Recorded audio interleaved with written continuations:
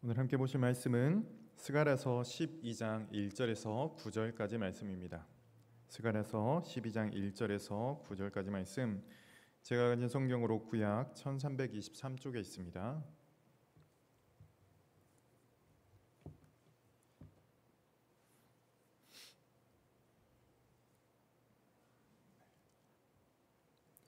일 절 말씀 제가 먼저 봉독하겠습니다. 이스라엘에 관한 여호와의 경고의 말씀이라. 여호와 곧 하늘을 펴시며 땅에 터를 세우시며 사람 안에 심령을 지으신 이가 이르시되, 보라, 내가 예루살렘으로 그 사면 모든 민족으로 취하게 하는 잔이 되게 할 것이라. 예루살렘이 애워쌀 때에 유다에까지 이르리라. 그날에는 내가 예루살렘을 모든 민족에게 무거운 돌이 되게 하리니 그것을 드는 모든 자는 크게 상할 것이라. 천하 만국이 그것을 치려고 모이리라. 여호와가 말하노라. 그날에 내가 모든 말을 쳐서 놀라게 하며 그 탄자를 쳐서 미치게 하되, 유다 족속은 내가 돌보고 모든 민족의 말을 쳐서 눈이 멀게 하리니, 유다의 우두머리들이 마음속에 이르기를 예루살렘 주민이 그들의 하나님 만군의 여호와로 말미암아 힘을 얻었다 할지라.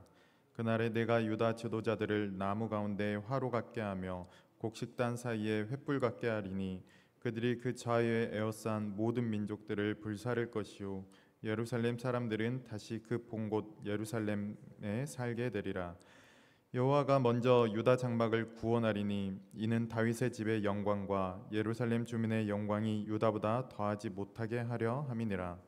그날에 여호와가 예루살렘 주민을 보호하리니 그 중에 약한 자가 그날에 다윗 같겠고 다윗의 족속은 하나님 같고 무리 앞에 있는 여호와의 사자 같을 것이라.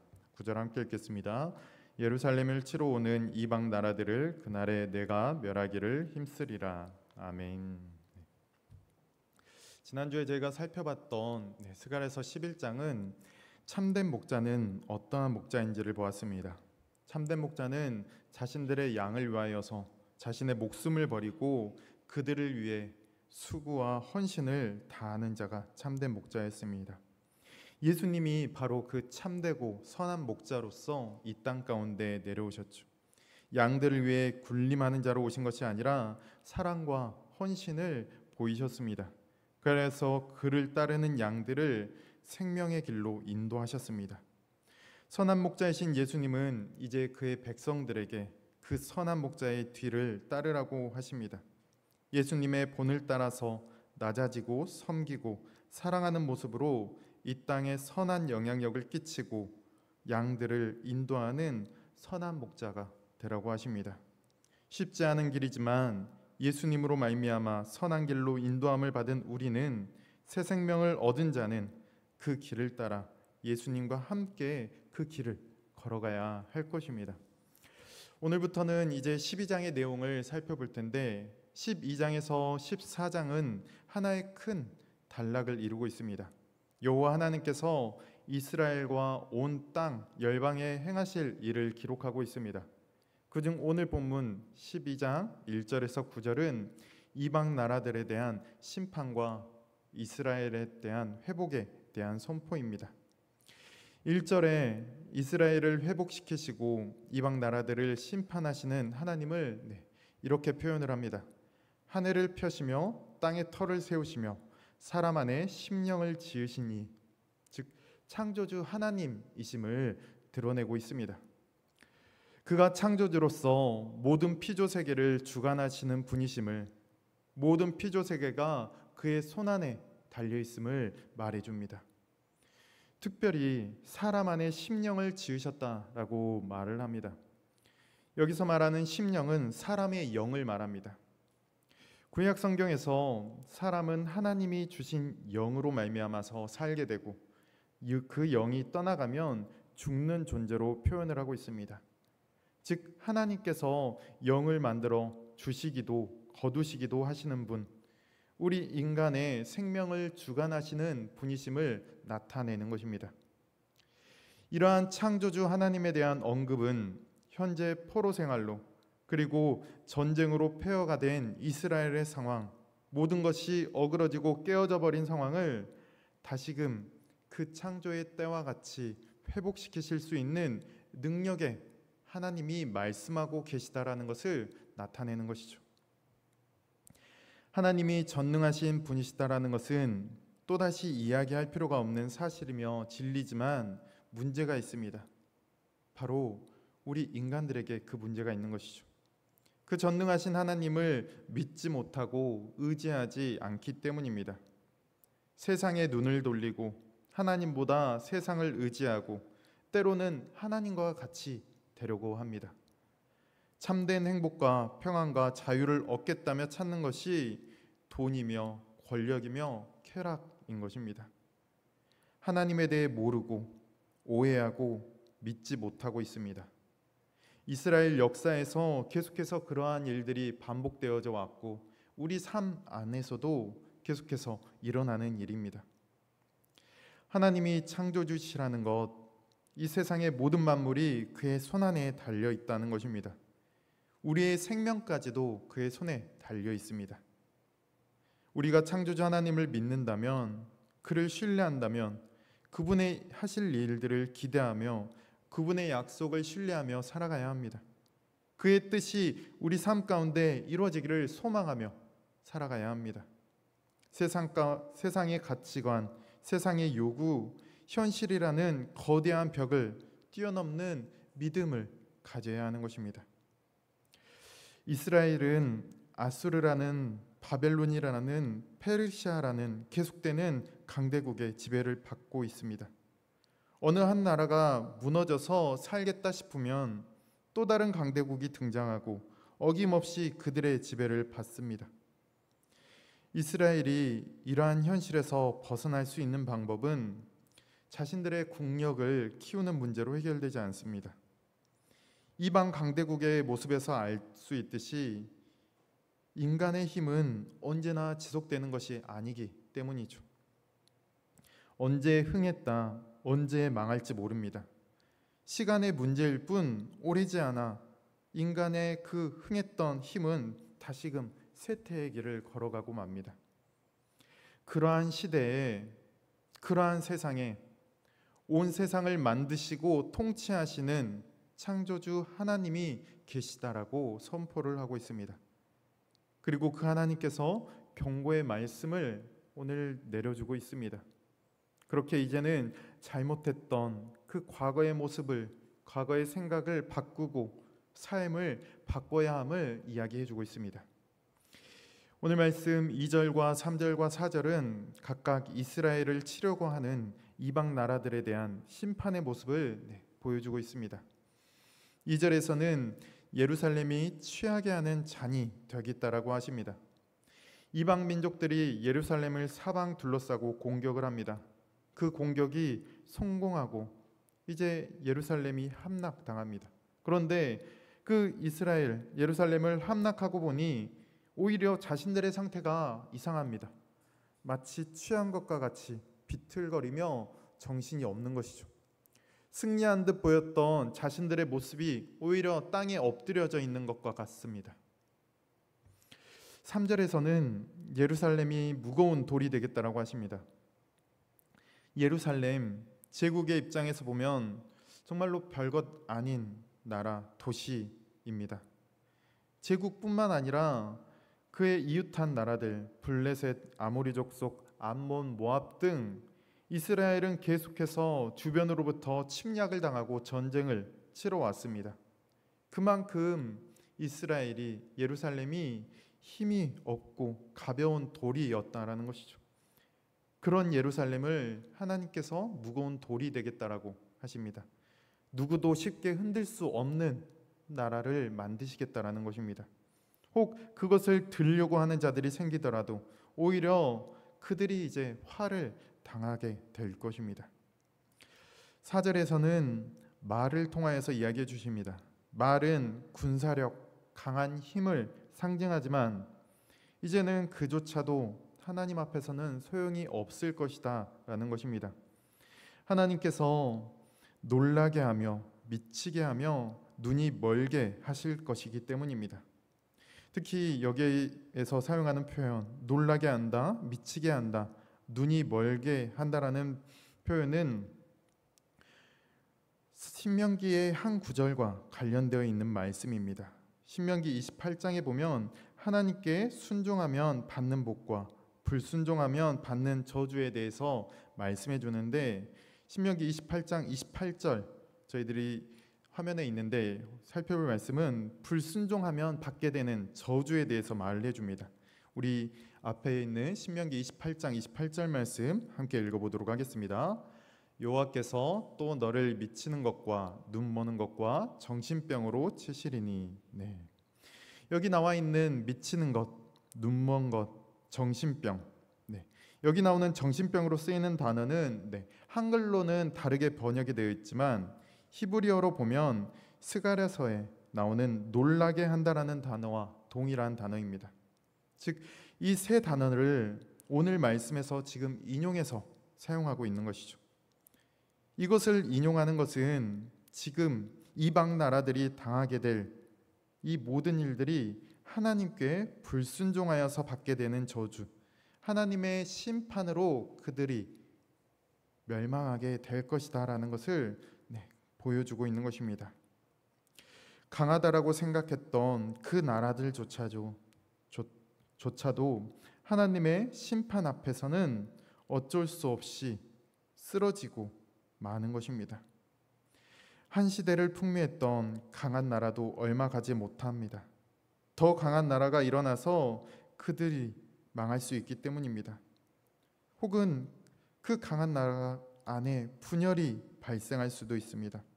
혹은 천재지변 때문에 망할 수도 있습니다. 방법은 다양하겠지만 모두 하나님의 심판으로 그 일들이 일어나는 것입니다. 예루살렘, 이스라엘이라는 나라, 그를 이웃한 여러 나라들이 보기에는 약할 수 있습니다. 쉽게 마실 수 있는 잔처럼 보일 수도 있고 별것 아닌 것처럼 보이는, 발로 쉽게 차버릴 수 있는 가벼운 돌처럼 보일 수 있습니다. 그들의 군마를 이끌고 오면 쉽게 점령할 수 있는 나라처럼 보일 수 있습니다. 그들의 판단이 틀리지도 않았을 것입니다. 그들은 이스라엘을 침략해 여러 곡물과 좋은 것들을 약탈해 갔기 때문입니다. 더 나아가 이스라엘의 성벽을 무너뜨리고 예루살렘의 성전을 허물고 사람들을 포로로 잡아갔기 때문입니다. 그러나 그 이방 나라들이 몰랐던 것이 있습니다.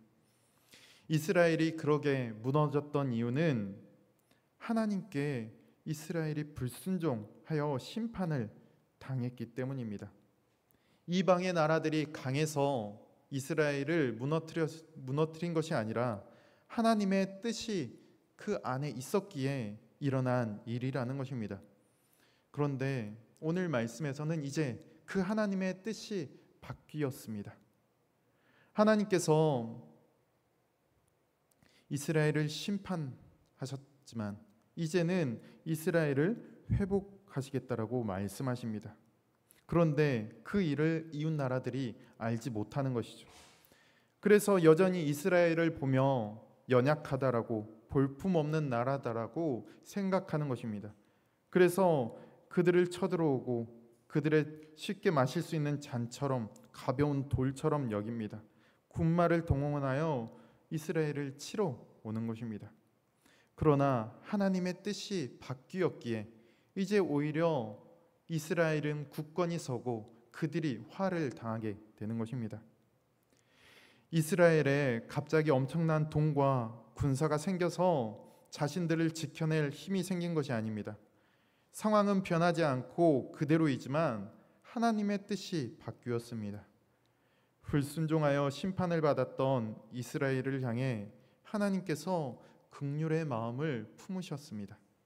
그리고 그들이 내버린 일이 없었던 것과 같이 회복시키겠다라고 하십니다. 하나님의 뜻이 그러하기에 이제 그 어느 누구도 이스라엘을 함부로 대하지 못합니다. 이스라엘을 공격하는 것은 오히려 자신들에게 화를 미치게 하는 행동일 뿐입니다. 그 하나님의 뜻을 아는 자들이 오늘 말씀 가운데 나타나고 있습니다. 5절에 보면 유대의 지도자들이 그 하나님의 뜻을 깨닫게 됩니다. 이스라엘의 회복과 구원이 하나님으로부터 말미암게 되었다라는 것을 깨닫게 된 것이죠. 이스라엘이 심판당한 이유는 온 백성들의 불순종이기도 했지만 특별히 그 지도자들의 잘못이 더욱더 컸습니다. 그래서 앞서 9장에서부터 지도자들의 역할이 중요하다는 것과 그들의 책임을 묻기 위하여서 양과 목자 이야기를 계속해서 해왔던 것입니다. 그런데 이제 그런 지도자들이 이제는 하나님의 일하심을 보았고 하나님의 뜻을 깨닫게 된 것입니다. 자신들이 화를 입지 않을 것이라는 것, 회복될 것이다라는 것, 하나님의 도우심이 함께 한다라는 것을 알게 되었습니다.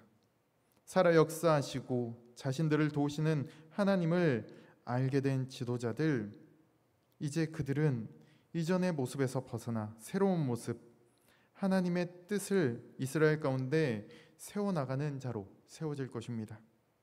그런데 그 일 또한도 물론 하나님께서 하시는 것입니다. 6절에 그 내용이 나옵니다. 우리 6절 말씀 함께 읽어보도록 하겠습니다. 그날에 내가 유다 지도자들을 나무 가운데 화로같이 하며 곡식단 사이에 횃불 같게 하리니 그들이 그 좌우에 에워싼 모든 민족들을 불사를 것이요 예루살렘 사람들은 다시 그 본 곳 예루살렘에 살게 되리라. 지도자들을 나무들 사이에 화로 같게, 곡식단 사이에 횃불 같게 하십니다. 나무나 곡식단이나 불에 닿으면 순식간에 타서 사라지는 것들입니다. 그동안 그토록 괴롭혔던, 힘이 있다라고 강하다라고 생각했던 그들이 하나님의 뜻을 깨달은, 하나님께 쓰임받는 지도자들 앞에서 이제는 힘없이 타서 사라지고 마는 것입니다. 지금 2절에서 6절까지의 내용은 이스라엘을 치고 공격하는 모든 자들이 오히려 화를 당하고 그들이 하나님의 심판 앞에 놓여 있음을 말해줍니다. 그 나라가 어떤 나라일지라도 말이죠. 그런데 성도 여러분, 제국이라는 나라가 쉽게 무너지나요? 우리야 성경의 역사를 알기 때문에 여러 성경의 역사 가운데 나타나 있던 제국들이 무너졌음을 알지만 그 제국의 지배를 받는 그 당시 그 순간만큼은 그 제국의 힘이 영원할 것 같습니다. 예를 들어 지금의 미국과 중국, 그 나라들이 쉽게 무너질 것 같습니까? 그러지 않을 것 같습니다. 그런 생각이 들지 않습니다. 그 나라에 어려움이 생기더라도 그 나라는 어찌어찌 어려움에 빠져나가지만 그들과 이웃하고 동맹을 맺는 우리나라와 같은 작은 나라가 오히려 크게 어려움을 겪는 일들이 더욱 많습니다. 그러나 오늘 말씀에서는 그토록 단단해 보이는 그 제국조차도 화를 당하고 흔들리고 무너질 것이다 라고 말을 합니다. 왜 그렇습니까? 온 세상을 창조하신, 온 세상을 다스리시는 하나님의 뜻이 그러하기 때문입니다. 오늘 말씀 1절에서도 나오지만 이방 나라들을 향해 경고하시는 분, 그들을 치시는 분은 창조주 하나님이십니다. 모든 것의 기초를 세우신 분, 사람의 생명의 주관자가 되시는 분이시기에 그 앞에 사람의 힘과 권력은 아무런 힘도 발휘하지 못합니다. 하나님이 뜻하시지 않으면 그의 백성들의 털끝 하나도 건드리지 못합니다. 이스라엘의 지도자들이 이제 그것을 깨달았고 이제 하나님께 쓰임을 받고 이어지는 이제 말씀을 보면 하나님의 회복이 그들 가운데 선포되어집니다. 성도 여러분, 우리도 이것을 깨닫고 믿어야 합니다. 세상이 우리를 어찌하지 못함을 알아야 합니다. 돈과 권력이 힘있어 보인다지만 우리 인생에 큰 영향을 미치는 것 같지만 하나님의 계획과 뜻 앞에서는 그 모든 것이 아무런 힘이 없다는 것을 우리는 믿어야 합니다. 그러한 믿음을 가지고 우리는 하나님을 바라보며 살아가야 하는 것입니다. 하나님을 의지해야 합니다. 하나님께서 우리를 통해 하실 일들에 소망을 두고 살아가야 합니다. 하나님께서 이 일들을 이루시겠다라고 하십니다. 그 일들을 이루실 하나님이 7절과 8절의 내용을 말씀을 해주십니다. 우리 7절, 8절 함께 읽어보도록 하겠습니다. 여호와가 먼저 유다 장막을 구원하리니 이는 다윗의 집의 영광과 예루살렘 주민의 영광이 유다보다 더하지 못하게 하려 함이니라. 그날에 여호와가 예루살렘 주민을 보호하리니 그 중에 약한 자가 그날에는 다윗 같겠고 다윗의 족속은 하나님 같고 무리 앞에 있는 여호와의 사자 같을 것이라. 네. 유다 장막, 다윗의 집, 예루살렘 주민, 크게 보면 이스라엘 전체의 회복을 말해주고 있습니다. 그런데 7절에서는 이것의 순서를 정하고 있습니다. 유다 장막을 먼저 구원하겠다라고 하고 이후에 다윗의 집과 예루살렘 주민의 영광을 회복하시고 구원하겠다라고 말합니다. 다윗의 집과 예루살렘 주민은 다윗의 왕조와 그들의 통치를 받는 특권을 가진 자들이라고 볼 수 있습니다. 이에 반해 유다 장막은 이스라엘의 일반 백성들을 말합니다. 세상의 역사는 이러한 상황 가운데서 누군가를 구원해야 되고 누군가를 선별해야 되는 그러한 순간에 누구를 우선시하나요? 특권을 가진 자들이죠. 그러나 하나님은 그렇게 대하시지 않겠다라는 것입니다. 유다 장막을, 이스라엘 백성들을 먼저 회복시키겠다라고 말씀해 주십니다. 그리고 8절에서는 그러한 하나님의 회복과 보호가 있으니 이제 약한 자가 다윗같이 되겠다라고 하십니다. 다윗과 같이 되겠다라고 하는 것, 그건 하나님의 이름을 의지하여 골리앗을 이긴 다윗, 하나님이 함께 하시어 날로 강성해진 다윗을 의미합니다.